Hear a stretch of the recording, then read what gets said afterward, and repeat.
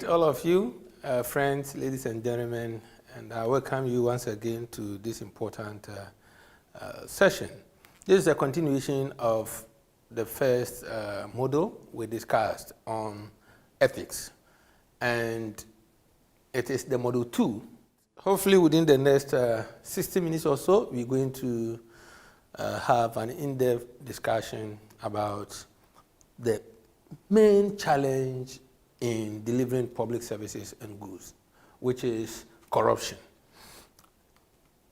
To exhaust the topic, we are going to discuss 3 main topics, namely the meaning of the concept of corruption, the concept of conflict of interest, and the relationship between corruption and accountability.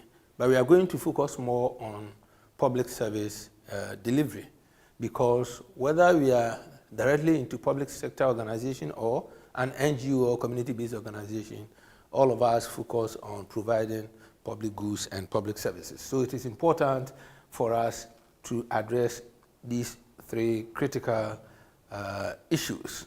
So let's start with the concept of ethics. It's ethics and corruption. So I want us to first and foremost try and define the concept of ethics. One, let's agree that ethics is regarded as one of the slippery concepts in the discourse of public sector management or even private sector management, simply because it is difficult to have a universally accepted definition.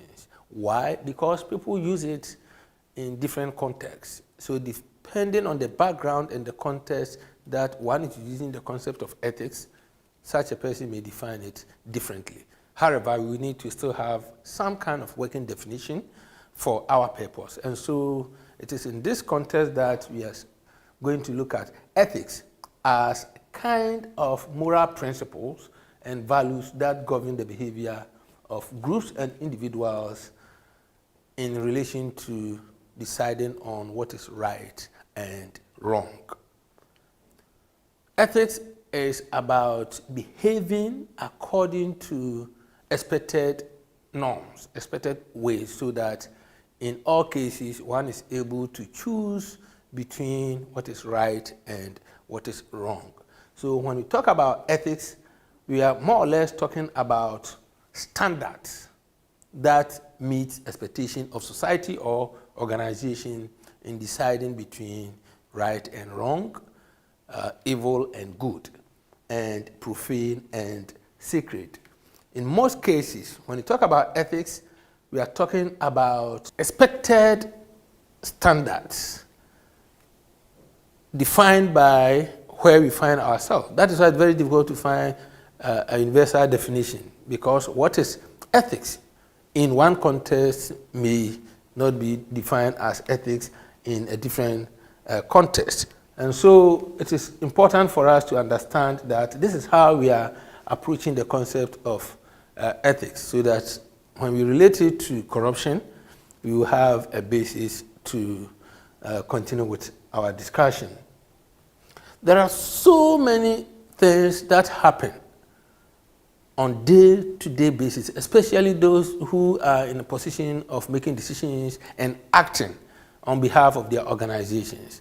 And these actions, these decisions must always distinguish between what is right and what is wrong. The right must not be defined by the person who is involved or the actor. It must be defined by societal norms. It must be defined by the organizational culture expectation. And this must coincide with the actor's decision and preferences. And in the process of doing this, acting, in the process of providing services and goods, interacting with people, in the process of making payment, receiving income, in the process of doing whatever we do on a daily basis, there are specific forces that sometimes compel people to do what is wrong. You are supposed to choose between right and wrong. You are supposed to choose the right over wrong. But due to certain pressures and forces, in several instances, people are compelled, consciously or unconsciously, to choose wrong over right. It is when we choose wrong over right that we say that the behavior is unethical. And so, but if you are able to choose right over wrong, we say that the behavior is ethical.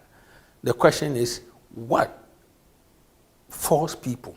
Everyone wants to be described as, look at the man. He's very honest, he's very sincere, the man is fair, the man is kind, the man is good. Oh, this man is like, we all want people. When you walk around and people pass such comments, we enjoy them.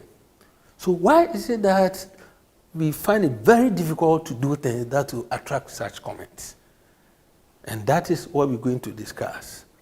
These are forces. Sometimes, even though we are in charge, we become powerless. We are not able. They are so powerful that we yield to such forces and we do the wrong thing. And these forces come from two main sources. And I want us to get that clear. The forces that compel people to do wrong things over right come from two main sources. One very important source is where we are. That is the internal forces. If you are in an organization, there are so many factors within the organization that can force you to do the wrong thing. So for instance, you are in charge of handling the petty cash, or you are in charge of making payments. The rules are clear that you only release check, you only make payments, you only do this when you received a clearly signed, dated, stamped invoice or memo instruction from your boss. That is it. And you have been following this. Let's think about a scenario. You are there, and then Friday afternoon you receive a call. You know, in most of our countries, Friday is the last working day. Saturdays, most organizations don't work. You receive a call from your boss who is somewhere, has traveled, and your boss tells you that, we are supposed to process this payment for this person. I'm not there.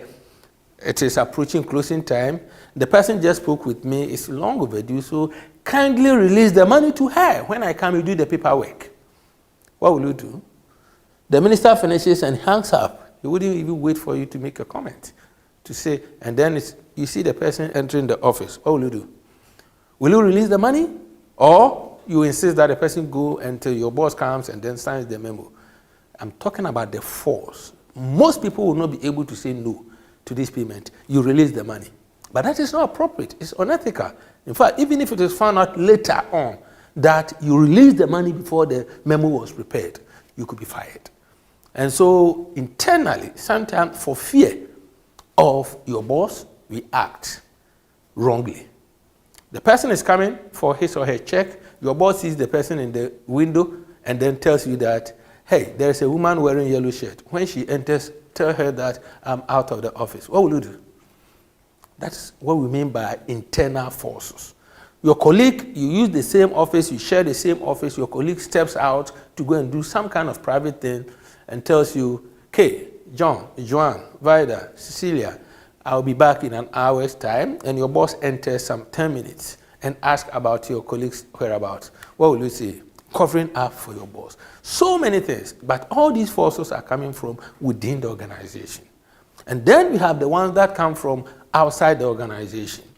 And one of them is, it could be from your religious leader, a young Muslim lady receiving a call at dawn from the imam, asking that one of the people appearing for the interview is my niece or is my dad to attend. You even feel honored that you have received a call from the imam. What will you do? From your relatives, from your old schoolmates, and from... So it is these forces that combine, that compel people to do the wrong thing. I will not spend much time on that, but I want us to understand that whenever people are in a state that compel them to do the wrong thing, whatever happened is either coming from within the organization and it's coming from, or it's coming from the outside the organization. And there are so many specific causes, things that force people to do the wrong thing. And I've listed as many as 9 or 10 here, and I'm sure you can continue to add and add and add causes of unethical behavior. I won't spend my time on the corruption because we are going to discuss it later on. But corruption, the desire to appropriate public resources to serve personal interests, is one of the main causes. Societal standards. You all know in your countries, in Nigeria, in Ghana, Sierra Leone, Liberia, La Côte d'Ivoire, Togo, the Gambia, Mali, we all know that there were things that a decade ago, you dare not try it. Some of us, when we were kids, who are you to go outside and come home with gifts? You receive some lashes and you'll be sent out to go and give it to whoever gave it to you. Just a normal gift. But these standards were so high. Dress codes and the way we talk, the way we have to relate to people, the way we have to, we needed to be so sincere. You can't lie. These standards were used to raise us. So once we are raised and you grow up and you are employed to work, you already have these value systems. You find it very difficult to lie, to steal in the organization. Some years ago, elders in society will question sources of people's money. If you become wealthy suddenly, you are labeled. And no one will even want to allow the daughter to come and marry from that family. Today, what is happening? All these standards have vanished. Society now embraces wealth. In fact, even when they know clearly the source is not good. Now society accepts all kinds of things. And so these standards have vanished. And if these standards are not there, and most of you are aware of this decision-making model of garbage in, garbage out, where you are going to pick the accountant from, people are lying there already. Where you are going to pick your auditor from, it's very easy for people to use shortcut to make money. Where you are going to pick your procurement officer from, the person is already pocketing part of the money that was given to him to go on errand. And so these people coming already, they have been corrupted from where they are coming from. So the society itself is rotten. And you cannot get angel from the devil's camp. So even from day one, as you recruit them, these people are corrupt. And when they come there, it's just a matter of time and opportunity, and they will exhibit their unethical behavior. Apart from that, society also put pressure on people to do certain things. They'll question you. The two of you went there, you work in the same organization. How come he's built and you are still doing this? Look at the car your friend is driving. And so societal standards compel people to do wrong things. It's very important. What about the economic environment? Some of our countries, look at how much money people receive, how much people earn. And so we say that in Africa, all of us are magicians. You need to be a magician or a special managing director. You need to have a special skills to manage affairs. Otherwise, you cannot survive, because what you earn is always far less than how much you need to survive. So these worse economic conditions also compel people. So the young lady who is in charge of 20,000 Ghana cedis, 20,000 naira or 100,000 naira or whatever currency that we have, so much money as petty cash. She disburses it and accounts for it at the end of every month, and this person is paid peanuts. The landlady is threatening to eject the lady, or the young man has a challenge, needs to pay the children's school fees. The salary finishes 10 days after receiving, and the cash is there. What do you expect? The person cannot always be an angel. So economic conditions are so terrible, they are so bad. And when they are like this, in fact, there are people who genuinely are not corrupt. And so I call some people situational thieves. The person is not a thief, no. Given average support, the person will never want to steal. Some people want to defend their dignity. They want to have, peace of mind. They want their conscience to be clean. But I can assure you, this person will not close and walk home when there is money that he's taking care of in the drawer in the office. And so the economic condition is a serious factor. Political will and patronage.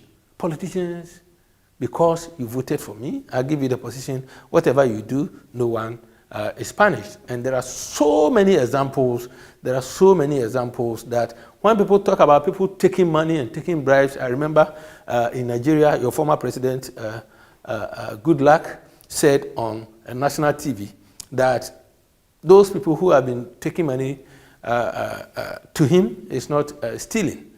Yes. And in Ghana, we also have a situation where people, for no work done, are paid several millions of US dollars, even when they themselves admit that they did no work. And the court says the person should refund the money, and no one is going for the money. And it is also in Liberia. You find it in the Gambia. La Côte d'Ivoire, you have your own version. And so the politicians don't have the desire and the will. And because of that, it's patronage. Once I voted for him and I have that position because of the vote, I can do whatever I want. Greed and selfishness, excessive love for profit. We are poor. It's understandable. But I can challenge you that if you go to Nigeria, you can find about, let's say minimum, 1,000, just 1,000 Nigerians who have a minimum of $10 million each. Don't we have that? We have more than that. Go to a country like Canada. There is no state scholarship, no Canadian government scholarship for any Canadian. But go there and you find out that they have over 5,000 independent scholarship schemes, all of them established by individuals. What do we use our money for? In Africa and West Africa, what do we use our money for? You come to Ghana, there are people who can decide to establish a new business every single day. They make billions of dollars annually. Not a single dollar will be put in a fund to support education, or Holy Hearts, or this cancer research, or no. It's across the continent. All of us will wait, and sometimes in Christmas, they will just go to the orphanages and that, and they buy some, small rice and put a chicken thigh on it, and then the TVs will be there to show that they are so honored, they are so kind, they are so good. No! Go to our educational institutions across Africa and look for the scholarship schemes there.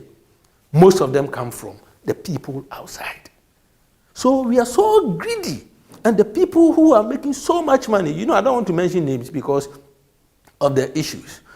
The people who are making so much money and their businesses are making billions of dollars and they keep expanding and they want to have branches in all the countries in the world. Go and find out how much they pay their workers.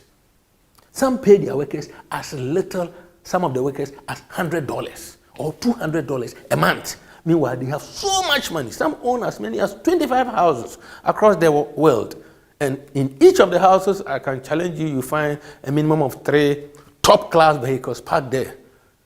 Interestingly, most of them have not more than 3 kids, 1 wife.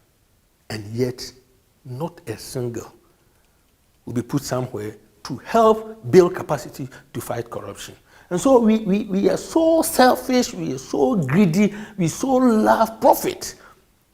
And because of that, whenever there's an opportunity, we cut corners. So you go to these countries, the people who evade taxes are the ones who own the properties. And the poor ones are the ones who pay. Implementation, law enforcement, rules, in discipline. Who is to ensure discipline? The person is there collecting bribe. And so, because there's so much in discipline, and you can run away with indiscipline, you can drive on the shoulder of the road, a policeman arrests you, and then you part with 10 Ghana cedis, which is about $2.5. You just give it to him and then you drive away. And so why not? So much. And so people engage in all kinds of inappropriate behaviors, which we describe as unethical behavior because of some of these things. The concept of nepotism. Because of our extended family system. And the extended family system puts so much burden on me and you that you have to take care of yourself, your family, and your relatives, your siblings, and that is from the little income you earn. So if God helps you and you're in charge of recruitment, and your younger sister has completed university, even though no experience, and you're looking for HR assistant and the person is there. Why not? You have the option of giving the job to her, so she'll take her trouble away from your house and go and rent her own apartment. You have your privacy, and then you can also share your little income with your nuclear family. Or you leave her home and then she'll continue to be parasite on you. And so this is the nepotism, my old school boy, my old school girl, my church fellow, my this, which is not elsewhere. And these forces compel people to do the wrong thing. Gifts. I don't know about your countries, but in Ghana, we have what we call the tradition. It's a national culture. Gift giving and gift expectation. And so people expect that they are giving gifts. And when they give you a gift, they expect that you give back someday. And we all know that in ethics in management, it is established that there is automatic imposition of an obligation on the recipient of a gift to pay back someday. So once you receive the gift, either you pay back today or it's a matter of time, you pay back. And interestingly, when you receive the gift, it comes to you and you alone. You take it home. But when you are paying back, you use your organizational resources to pay back. Either admission slot or a contract or something that you use to pay back. And that is unethical. So it is the gift that is making people behave unethically. It is important for us to understand that even though it is not all these that are bad, but they will lead us to do the wrong thing. And so what then are the specific wrongdoings? The wrongdoings when it comes to, because we are not following the rules. One, clear corruption. How do we award contracts? How come one company is winning all the contracts in the country? Your country, one company, every road, the company is constructing it. Why? Is it that there were companies who were winning all the contracts some 5 years and now they are not getting any contracts to win and to execute? Why? On what basis do we award contracts? And so wrongful award of contracts, which is a clear corrupt practice, is one of the forms that is very common when it comes to managing public service, when it comes to even your own organization. I don't know how you handle yours. Are you sincere? Can you sincerely say that you follow an objective, clearly defined criteria in awarding contracts, and that you give it to the best bid, the person who provides better resources, better proposal, funding mechanism, promises top quality? Is that the person who wins the contract, or the person who is introduced to you, or the person who is able to pay 10%, or the person who is able to influence someone somewhere? Another important form of unethical behavior is the unwholesome products that we find on our markets. On our market, you buy the item and clearly you test it and you realize it is not good, especially again in Africa, whether we manufacture them or they are manufactured elsewhere. In fact, even if they are manufactured elsewhere, we are the very people who condone with the manufacturers that, oh, don't put quality materials in there. You come, when you get there, we know how to push it. That is it. It's another form. Business practices in Africa, on our continent, in your country. Look at the mining sector, how they are destroying our water bodies. Look at that. Do you care? Yet we encourage it. And those of us who are involved in certain organizations, you know and you understand what I'm talking about. And so it is very important for us to understand that there are so many things that are not done properly, but we are the ones who perpetrate them. We support them. And so therefore we should be able to do something about it. Now what has come is sexual demands. It's very common. Because of unemployment, young ladies are looking for a job, and then that is the demand. Contract, business contract. You get the supplies if you do ABC. And that is also becoming a major. It's a major. In some years back, it was unheard of. If you do it and it comes up, oh, now it's so common. It's so common to the sense that even when some young persons are going to look for it, they are prepared to offer it, to do it. It could be for examination results, it could be for contract, it could be for training, recruitment, it could be for employment, it could be for selection for a contract, a scholarship award, for anything. They will do anything because of poverty. And that facilitates unethical activities. And so it is very important for us to understand that ethical behaviors are all over us, including in business. When we talk about business ethics, we are talking about expected way of organizing business. There are standards. You're expected to do A, B, C, D when it is business. If you're able to follow them, we say that there is ethics in the business. Otherwise, we see that there is unethical business practice.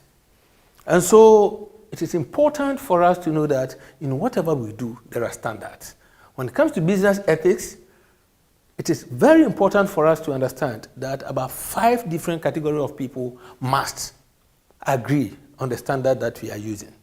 The standards that define business ethics are established by customers. They have eyes, they see, they experience, they know, they learn from other places. We have the government or the state is responsible for all of us.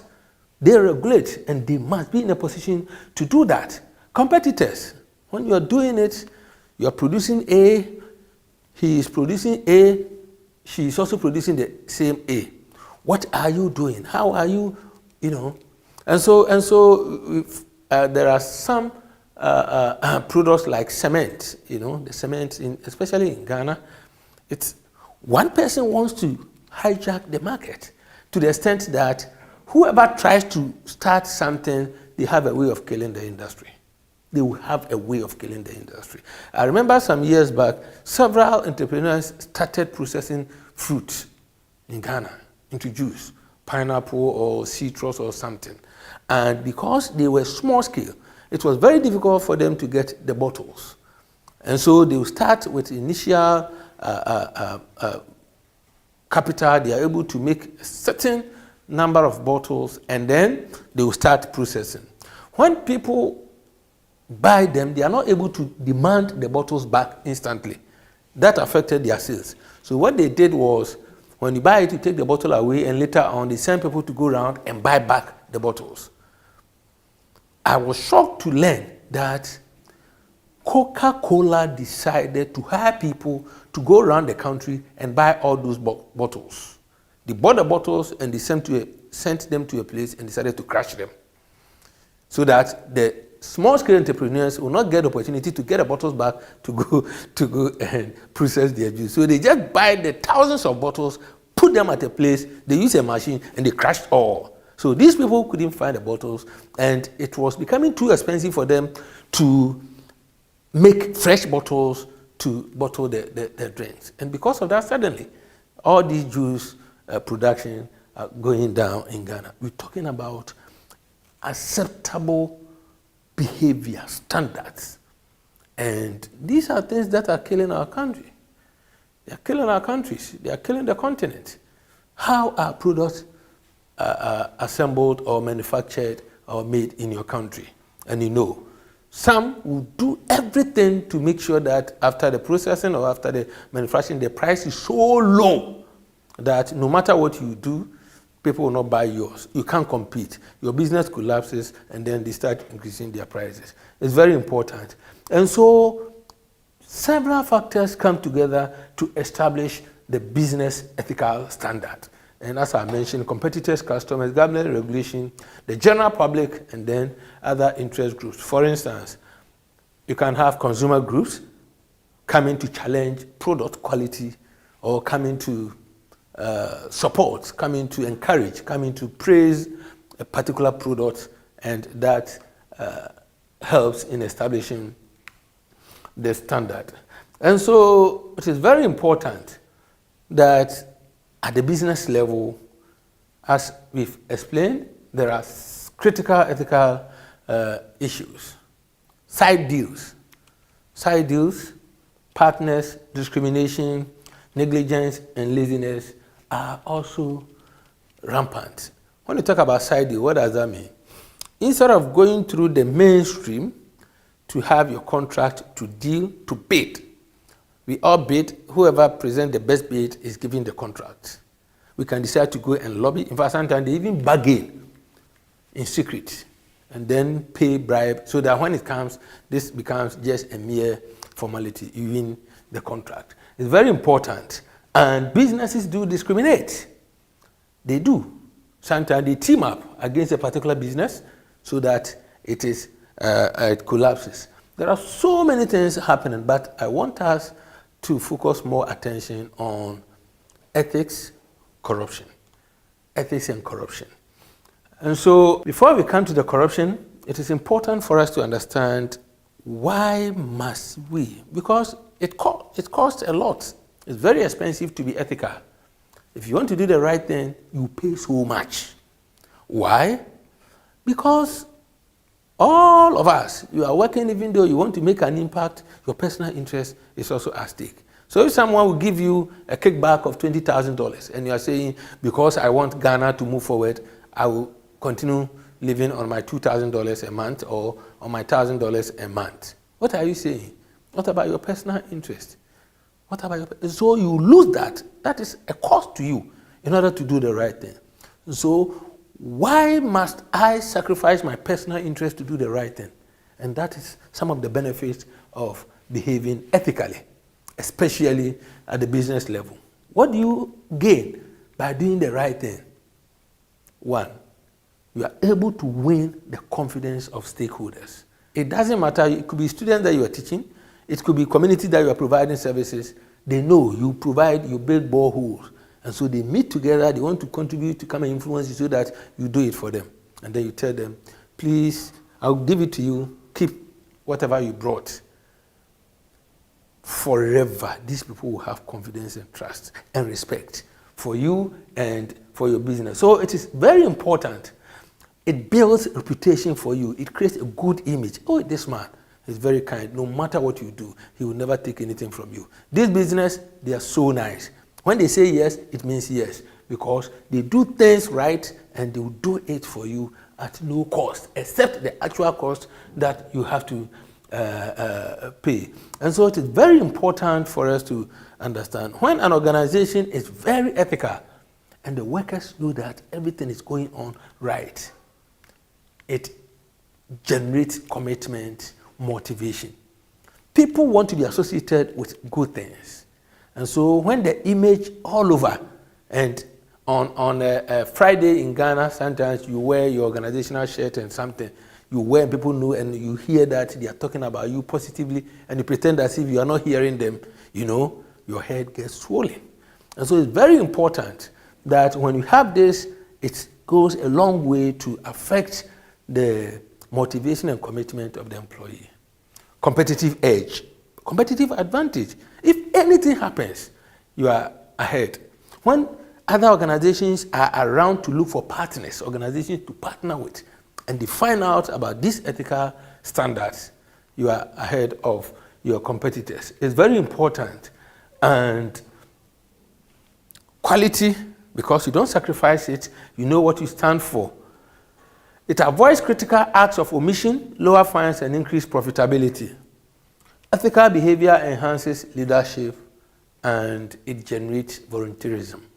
Even in our own day-to-day activities, when you do things right, and you are going alone, you go home, you wake up in the morning, and you reflect on the things that you did, the person you helped, and you did not take anything back from the person, how do you feel?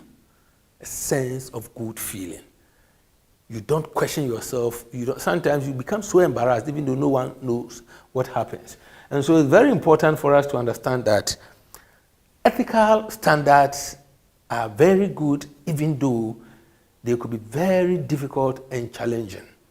And if we are able to do it, we achieve so many things.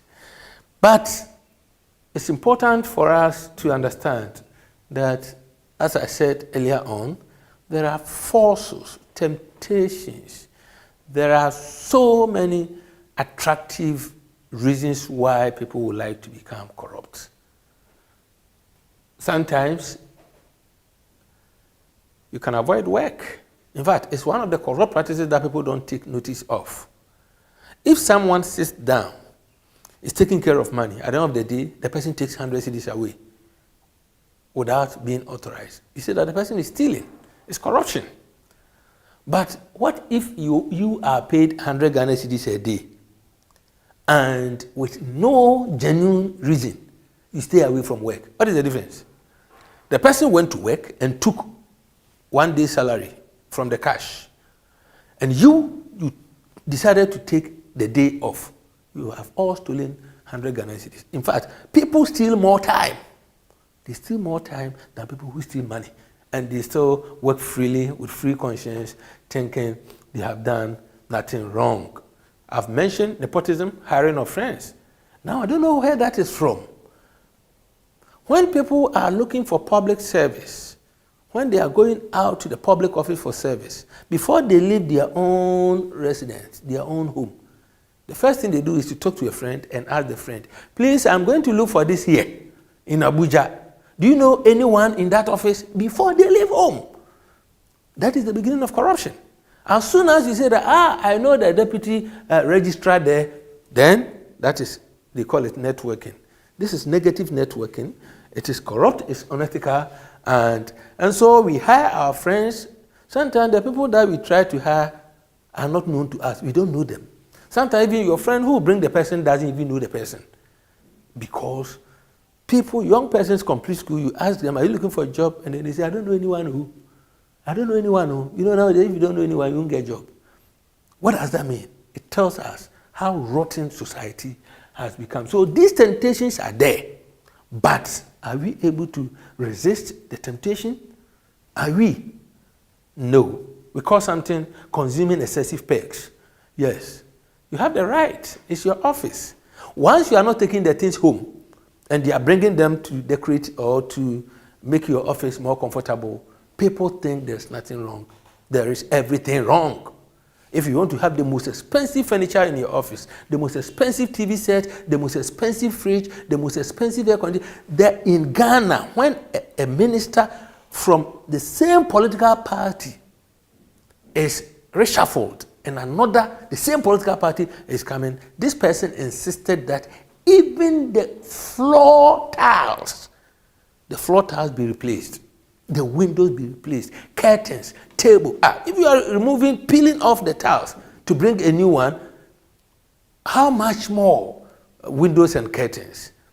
This is a country, and this is a country where we have the head of Commissioner for Human Rights and Administrative Justice, the person who is supposed to take care of corrupt complaints against public officials, deciding that because she doesn't want to live in the facility accommodation that her predecessor was living in, she decided to stay in a hotel and spend over $200,000 in hotel bills. Yes, that is what we are talking about, and that is consuming excessive perks.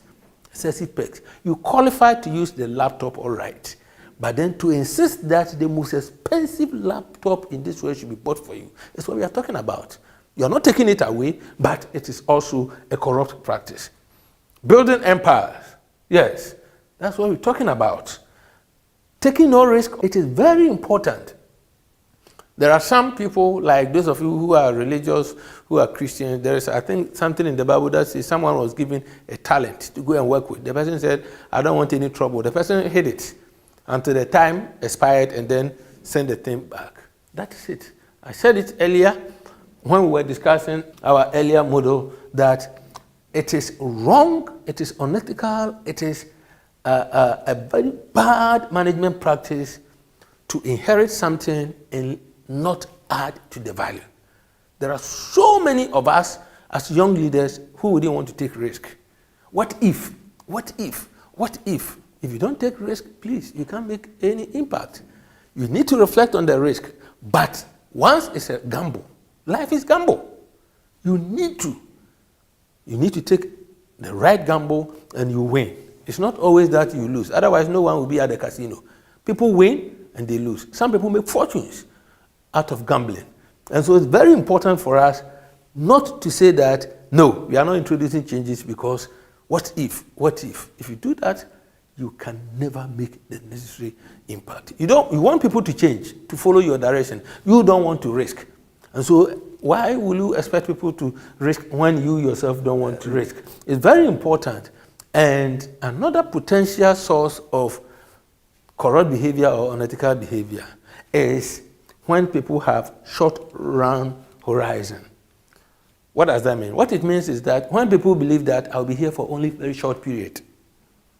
That is why some of us, my personal position is that if I have the opportunity to take care of any organization, contrary to the people who always re-engage people who are on retirement, when they are going, they say that they are experienced, so they give them the whole world job to do. I will never do that. If you sit down critically to analyze it, when people are approaching their retirement, that is where they cause damage to the organizations. What can you do to them? They have 1 year to go, so they start amassing wealth. They start engaging themselves in all corrupt practices. Because working conditions are not good, they look at, from now, I won't earn income again. My children are in school. This is happening. I haven't completed my house. So what again? So they just collect whatever. They just take decisions. They don't think because they will not be part next year. The business doesn't belong to them or the organization is not for their fathers or that. And that negative attitude. It is so bad. It is so corrupt. It is hurting our organization. And so when they know that they are about to leave, they don't care anything. They don't bother. And that is a major temptation. But I challenge you as a young leader that even if you know you are doing something for a day, you can make a positive impact. You don't need to be there forever, but you can die. Even if they give you 50 years, that you work for 50 years, you can die the next day. And so make sure you leave a legacy. That is it. We want to improve the welfare, the lot of the people. We want to make an impact. And that is why all of us are suffering like this. You are struggling, you are struggling, you are sitting down, listening to this, and you want to, do something. You can do it if you want to do. But never, never assume that because you have to do this only for this short period, you do it anyhow. But it is the temptation. When you are closer to retirement, no one can sack you, no one can fire you. You know you are going to leave the job. Sometimes you are the only one who knows because you are the one who is going to resign. And then, close to the time, you do things anyway. Behave in such a way that people will think you are now coming in. And whatever you do will go on well with you.